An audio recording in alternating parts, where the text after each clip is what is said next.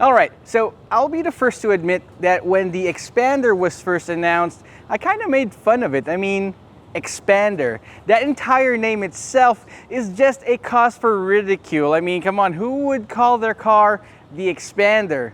Now, a few years later, it seems like Mitsubishi has the last laugh, and what we got right here just might change my mind about this little MPV.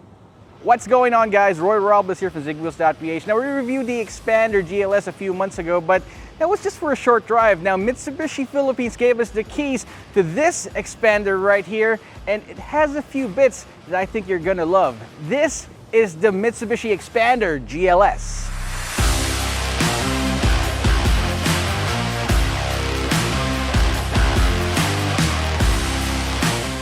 So let's start with the front clip right here. The Xpander that we have right here has the complete accessories package that every other Xpander owner will definitely envy you for. So you got this blacked out front lip right here, which really blends well with this all new dynamic shield design, which I still think is one of the better implementation of that design philosophy. I mean, look at this. You got this T-shaped headlamps. Again, the headlamps are located right here in the middle instead of up top. Instead, up top, you've got this DRLs. These DRLs actually double as the turn signals, and I think it's just amazing. Also, you got the Xpander decal right here. Now, I see a lot of Xpander owners buying this aftermarket, but I think Mitsubishi decided that they could do it a lot better, and this time, more aligned this time, and they put it there themselves. Now, you still got your honeycomb grille right there, and I really think it looks amazing. Now, you got these character lines on the hood right here. The Xpander, remember, does not have front proximity sensors, so if you're parking this facing the wall,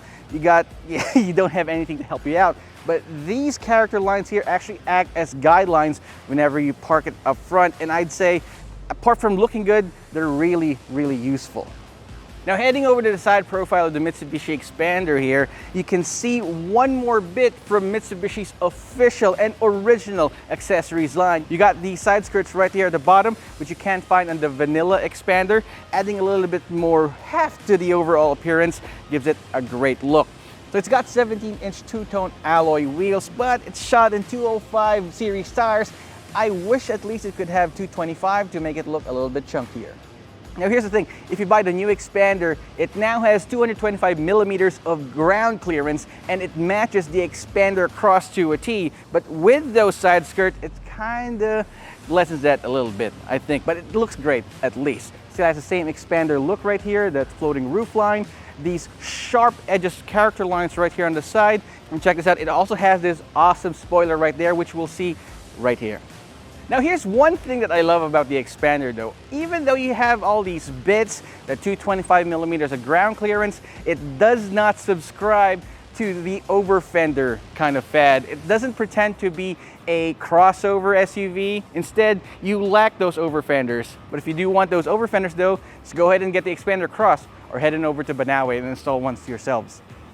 Now, there are two things here in the back that I really love that Mitsubishi added just for you. You've got this amazing chunky spoiler up top and this kind of aggressive looking rear diffuser right here, and you can almost plow snow with this one right here because it's really aggressive. It's painted in piano black, so I don't think that's gonna last like 10 years down the line, but at least right now, it looks amazing. You got the Xpander badge right there. It's lonely. It only has the Mitsubishi badge right there. It doesn't give you any idea of what trim this is. And if you know, you definitely will know because this is the Xpander. Nothing else. It's no GLS. It's no GLX.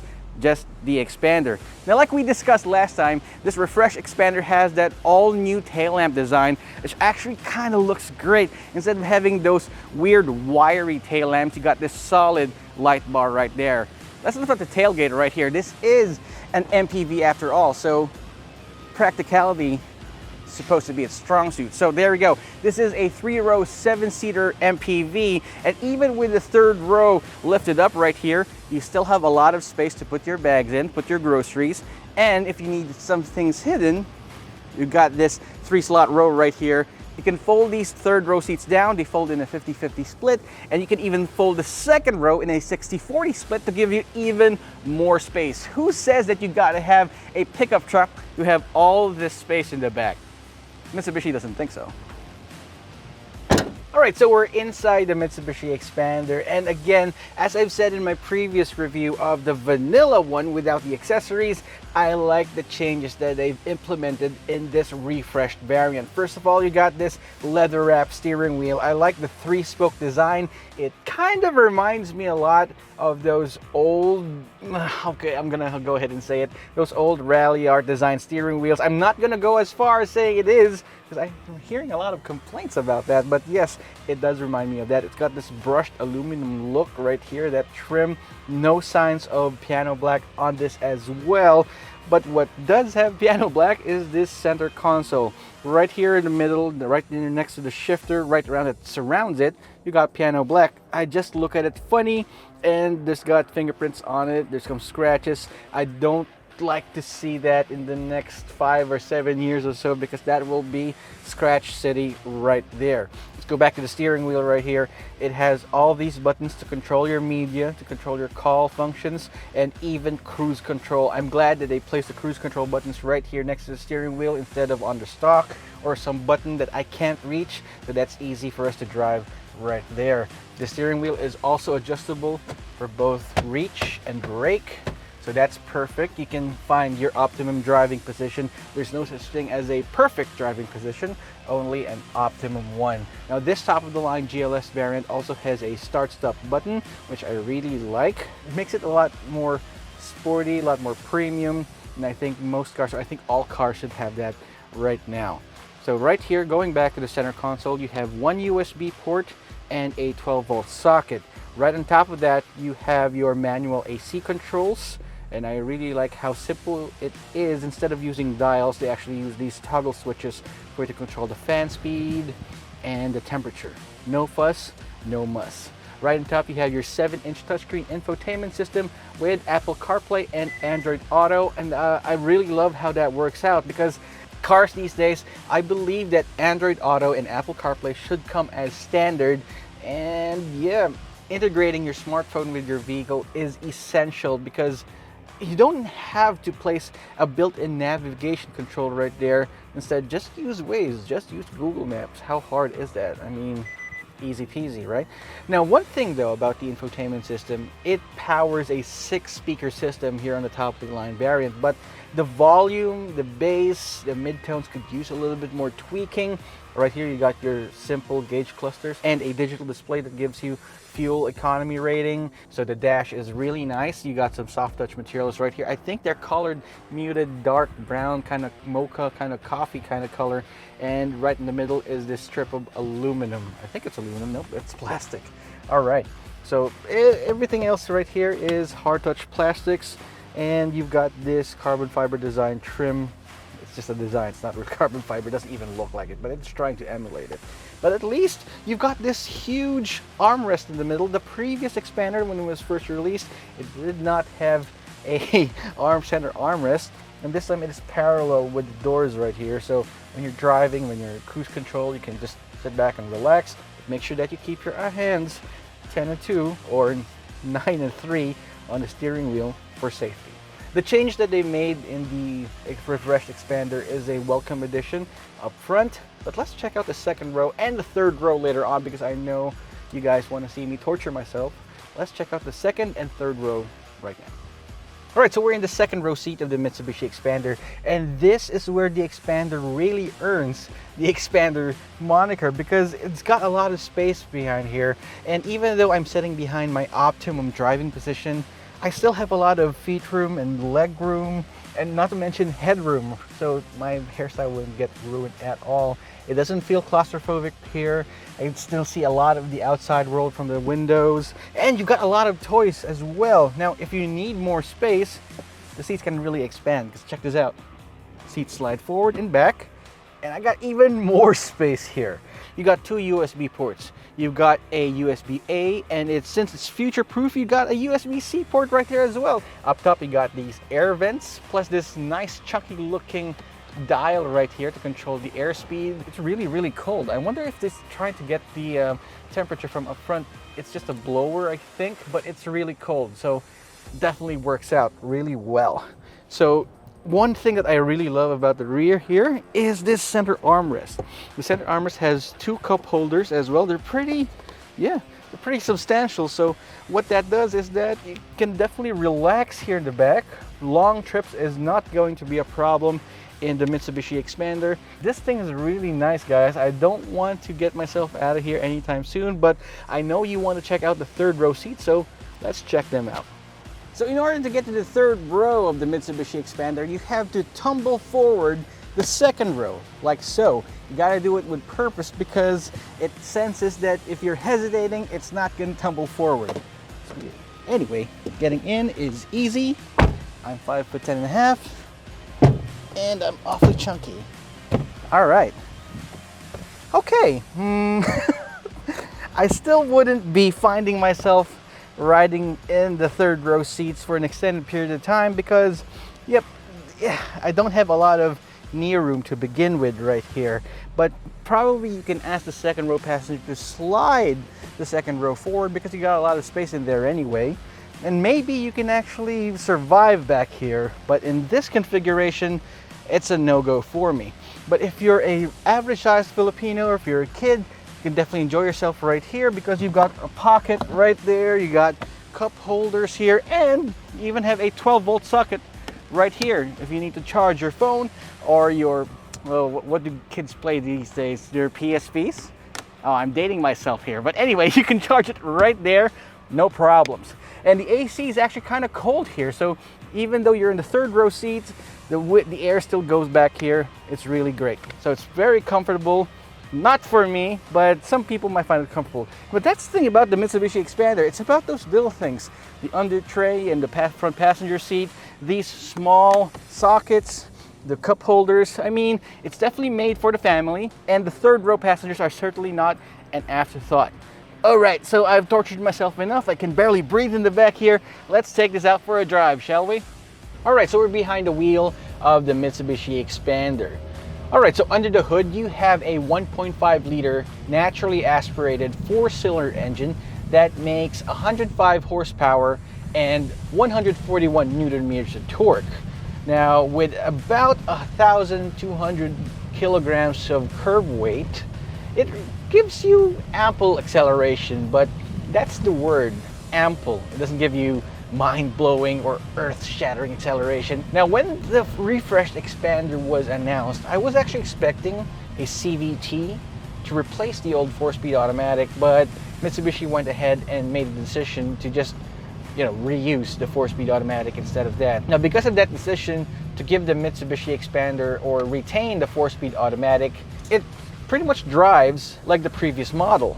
So like I said, acceleration is ample and a bit tepid, but even if you put 7 people inside, thanks to the 1,200 kilogram curb weight, it's still ample. It's still, just right, I'd call it. This is called the Xpander after all, and not a faster. Well, suspension-wise, you've got McPherson struts up front with stabilizers and a rear torsion bar suspension. The suspension is actually tuned more for comfort rather than all-out hard driving. Because of the suspension characteristics, it does its job well, which is to ferry around 7 people. So even if you're like that, you feel the humps, the speed bumps, it's no problems.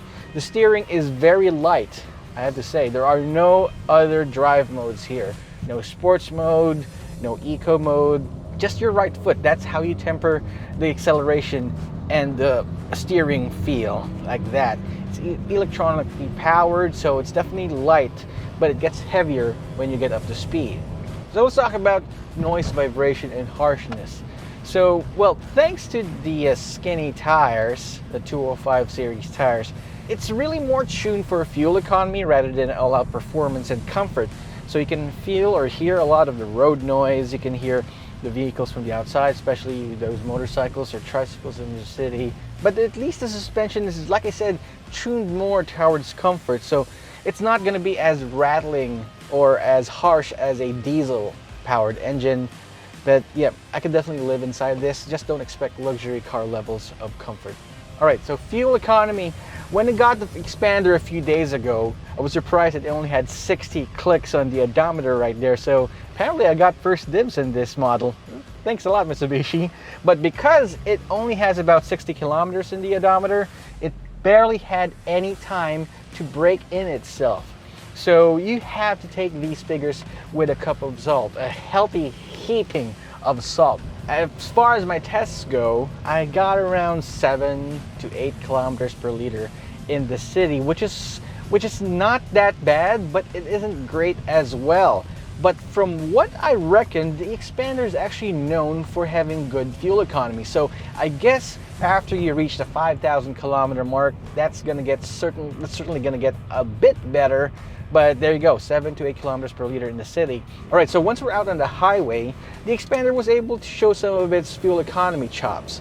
It was able to grab at least 13 to 14 kilometers per liter on the highway. So that's great. I really love how the Xpander actually can be quite fuel efficient when you need it to be. All right, so safety features include dual airbags. It got ABS with electronic brake force distribution. It's got stability control. It even has automatic brake hold. So if you ask me, the safety features in the Mitsubishi Xpander is pretty basic, but at least it has all of those features and even more. It even has backup cameras, so it will help you out with backing this thing up. Visibility is also great, even for an MPV. These A-pillars are really thin, so it actually helps out with overall visibility, plus these small windows right next to it. Overall, I really like it. It's basic, but it's definitely useful. Pricing for the Mitsubishi Xpander starts at 1,050,000 pesos for the entry-level GLX model with a manual transmission. Step up for the GLX with the automatic, and you can get that for 1,110,000 pesos. Now the GLS model can be had for 1,180,000 pesos, and that includes everything that we discussed right here, excluding the body kit. Right now, if you want to get the additional body kits for the Mitsubishi Xpander, here are your options. The front air dam, as they call it, or the front lip, can be had for 31,550 pesos. The side air dam or the side skirts at 31,525 pesos. The rear air dam or the rear diffuser, 29,910 pesos. The tailgate spoiler can be had for 13,440 pesos. And the most important part, the hood emblem. Gotta have that hood emblem for 4,315 pesos. All right, so if my math is right, that's 1,290,740 pesos. Now, you might think that's a bit steep. Okay, no worries. Yeah, it might be a little bit steep, but what you're assured of is that you get original Mitsubishi parts straight out of the factory. No need to modify it yourself, no need to do DIY. And consider this, the Mitsubishi Xpander Cross is around 1,280,000 pesos. And Mitsubishi actually considered that a completely different model. So with this refreshed Xpander model, they've actually bridged the gap between the vanilla Xpander and the Xpander Cross, which is the ride height at 225 millimeters. So if you add that up, actually, you get just about a 10,000 peso gap between this model, fully loaded with all the great and nice body kits, compared with the old Mitsubishi Xpander Cross. I'd go for this one instead of the Xpander Cross for just above 10,000 pesos. I think it's going to be worth it. So there you have it, folks. It's the Mitsubishi Xpander, complete with all these accessories. I think with these additions, it really changed the whole dynamic of the design, and it gives you options what you want to install first, giving you extra savings. But here are 3 things that I don't like about the Xpander and 3 things that I love. The first thing I don't like about the Xpander is the sound system. I mean, you've got 6 speakers, but they're kind of soft, they're kind of tinny, and I'm aching for an upgrade the first time I decided to try it out. So if you're thinking that 6 speakers is enough to blast out your tunes, you might consider an upgrade. The second thing I don't like about the Xpander is the acceleration. I mean, I understand it's a family MPV. It's not supposed to go fast. It's not called the fasterer. It's called the Xpander. It's supposed to be big inside. But if you're expecting this to do 10-second quarter-mile lap times, you would be dead wrong. Leisurely drives and fuel economy is this thing's strong suit. Now, the third thing I don't like about this Xpander is the transmission. I mean, when this Xpander was first introduced, I was excited because there was some news down the nerd vine that this was supposed to have a CVT, but instead it has the good old tried and trusted 4-speed automatic transmission. I mean, it's not a deal breaker per se, but I was kind of disappointed. Now, here are the things I really love about the Mitsubishi Xpander. First thing is all the space inside. I mean, it's called the Xpander for a reason because it can fit 7 average-sized Filipinos inside plus their cargo. I mean, like I said, it's not called a Faster, but it's called the Xpander, and I love all the space that everyone can do activities in. The second thing that I love about the Mitsubishi Xpander is, of course, the fuel economy. Now, having to seat 7 people inside in relative comfort is going to be difficult, especially for fuel economy these days. Every penny counts at the pump, and I'm glad that the Mitsubishi Xpander delivers in the fuel economy side. And the third thing I love the Xpander is that the looks. I mean, look at it. It's sharp, it's aggressive. It's like having a compromise with your partner or your family. I mean, I know that everyone wants to get the latest sports car, the latest SUV, but you have to be practical. You don't have to spend a lot of money for your next car. And I guess Mitsubishi was able to deliver in that front by giving everyone a great compromise by showing you this nice MPV that can seat 7 people but still look really aggressive rolling down the road. That's it for our review of the Mitsubishi Xpander. What do you think? Drop us a comment in the comment section down below, and while you're at it, subscribe to our channel and hit that notification icon so you wouldn't miss any of our future videos. We've almost hit 100 uploads and reviews in this channel, so just wait for our next videos to make sure that you won't miss it. And you know, I wouldn't want you guys to miss out our 100th episode. This is Roy Rolbus from ZigWheels.Ph, and I'll see you guys next time.